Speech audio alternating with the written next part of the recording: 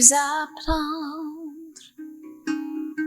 je veux comprendre d'où je viens, où je vais. Kwai, bonjour, je m'appelle Mimi Obansouin, je suis fière franco-ontarienne et Abenaki, auteure-compositrice interprète ancienne du Collège Notre-Dame.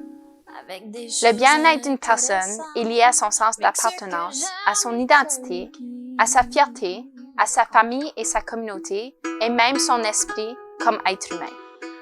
La dernière capsule vidéo rend hommage aux enfants disparus et aux survivants des pensionnats autochtones, à leur famille et à leur communauté, et vise à promouvoir les efforts de réconciliation avec les peuples autochtones.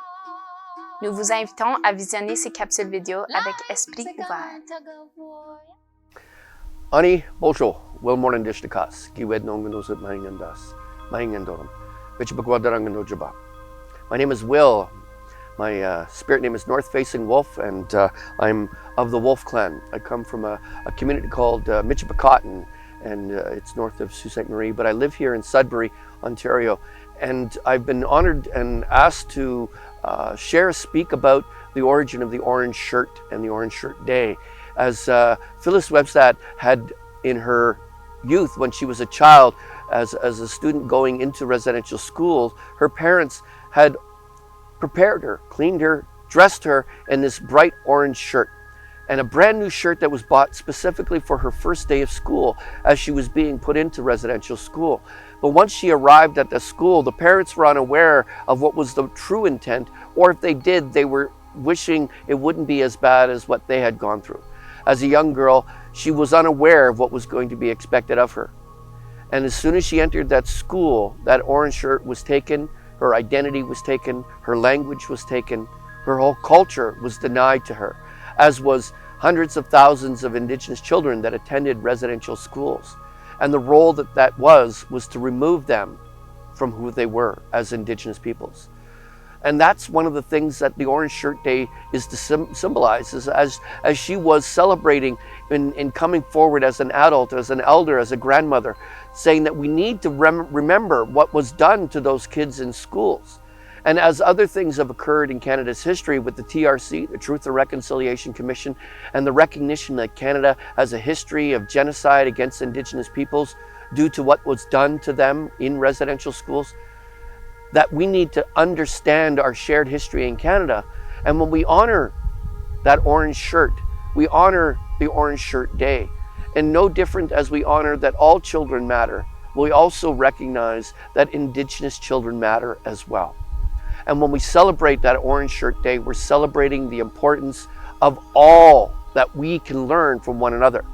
And so as you wear your orange shirt, as you celebrate that day, as you celebrate the children in your life, that is its intent, is that all children matter. But right now we need to understand, while we discover the unmarked graves all across Canada at residential schools, that the history of residential schools is not something to be proud of, but it is something that we need to all know. As part of our shared history in this land, we celebrate our shared history as Canadians, as Indigenous, as non-Indigenous, and we celebrate it together. So let's stand together. Let's wear our orange shirt and let's be human with each other. La Journée nationale de la vérité et de la réconciliation est un petit pas vers le support aux communautés autochtones et dans la compréhension de l'histoire du Canada. C'est important d'avoir un espace pour les voix autochtones et de les supporter du mieux que vous pouvez. Ce que soit en portant du orange ou en faisant un don aux fondations Orange Shirt Day ou Indian Residential School Survivors Society. Saviez-vous qu'à l'âge de 6 ans, Phyllis Webstad fut envoyée à un pensionnat à Williams Lake? Elle avait porté sa nouvelle chemise orange pour la première journée d'école, mais les écoles confisquaient les vêtements des élèves et remplaçaient avec d'autres. Elle n'a pas pu porter sa chemise après ce temps. Phyllis est une survivante du système des pensionnats au Canada. À l'âge de 27 ans, elle a décidé de se reprendre en main et à entreprendre un voyage vers la guérison qui se poursuit depuis.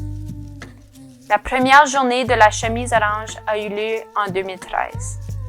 Elle encourage la diversité, l'équité et l'inclusion, car, lors de ses séjours au pensionnat, ces sentiments n'avaient aucune importance.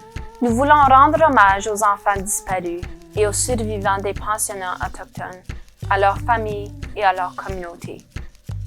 Visons à promouvoir les efforts de réconciliation avec les peuples autochtones au Canada.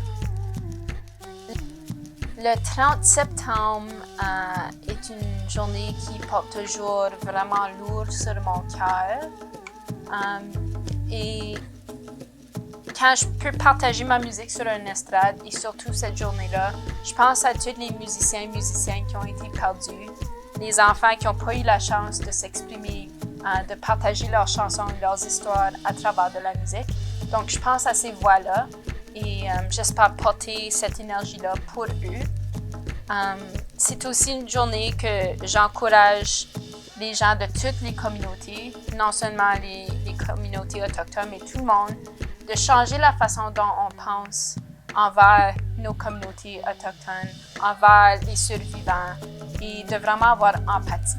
Donc, la journée du chandail orange, c'est une journée de réflexion pour moi et une façon de penser à ceux qu'on a perdus, qui ont peut-être pu être musiciens comme moi. I would just like to say that we are missing a lot of children, and I'm hoping they get like closures of the families and everything for the ones that are missing and everything, and every child matters. Je vous enseigne ma culture en honneur de tous ceux qui n'ont pas eu la chance d'apprendre leur culture métisse. Donc, je parle de tous les enfants qui ont été envoyés aux écoles résidentielles et pensionnats pour Indiens, comme on dit. Il y en a qui se sont jamais rendus à la maison, comme vous entendez dans les nouvelles dans la dernière année. Donc, j'espère que vous êtes en solidarité avec moi quand on pense à toutes ces familles-là qui sont encore affectées aujourd'hui, quand ça vient à la redécouverte de leurs membres de leur famille disparus. Et puis, ce que vous pouvez faire, c'est célébrer avec moi ce qui est beau de toutes les cultures autochtones et de passer le message et d'en apprendre aux autres, à autrui. Donc, merci de nous appuyer durant ce temps difficile. Donc, chaque enfant compte. Quand ma petite fille est assise en arrière dans l'auto et puis on se promène dans le mois de septembre plus tôt, elle voit les chemises oranges accrochées partout. Et puis, elle a juste 5 ans, mais elle le voit. Puis elle dit « Oh, maman, ce monde-là, il aime les personnes autochtones parce qu'ils ont une chemise orange. » So, même une petite fille de 5 ans comprend que c'est le support qu'on a en arrière de ça. Puis ça fait du bien de voir que le monde continue à penser à ces enfants-là. Il y en a plus de 10 000 maintenant qui ont été trouvés so far. Et puis, elle le voit.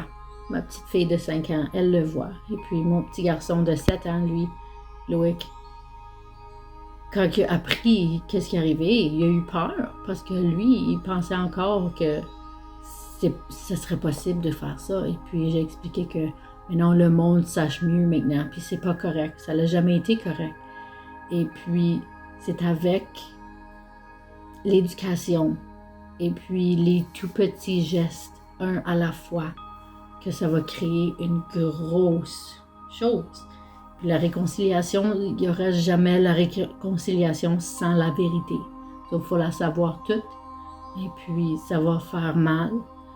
Mais c'est correct parce que ça a besoin de faire mal avant que ça se guérit. Bonjour, Annie, Kwekwe. Je m'appelle Richard Meilleur. Je suis métis, algonquin, de Rivière des Français. Moi, le 30 septembre, une journée bien importante, c'est la journée de chaque enfant compte.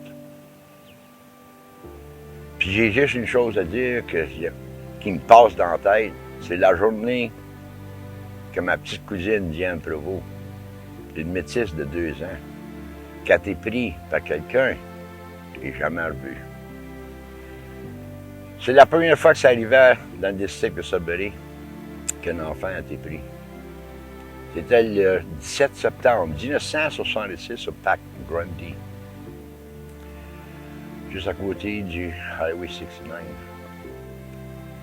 La douleur que j'ai vécue de voir les parents, les frères, les sœurs, puis les grands-parents de Diane tomber tout en morceaux, physiquement, mentalement, puis spirituellement. C'était pas beau à voir. Le père, jusqu'à sa mort, ne voulait pas partir au monde d'esprit. Parce que comme parent, il trouvait qu'il n'avait pas fait sa job de trouver sa fille et la ramener back à la maison. Puis nous autres, bien, notre responsabilité, en tant que communauté, c'est de protéger nos enfants de ceux qui feraient du mal à nos enfants. Puis à l'occasion de cette journée des enfants disparus, et chaque enfant compte, j'exhorte tout le monde à prendre le temps de faire tout dans notre pouvoir pour empêcher qu'une autre famille ne connaisse le chagrin que la famille Provost et d'autres familles comme eux endurent ou ont enduré. Que l'histoire des écoles de pensionnat et le 60 Scoop soit jamais répétée dans le futur sur nos terres. Miigwech, Chamigwech, merci.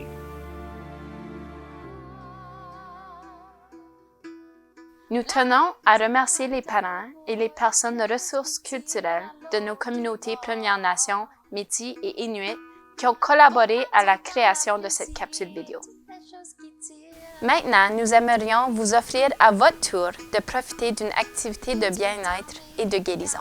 Vous êtes alors invité à choisir l'une des activités proposées et de vous engager à la vivre avec votre famille et vos enfants. Porter un chandail orange le 30 septembre.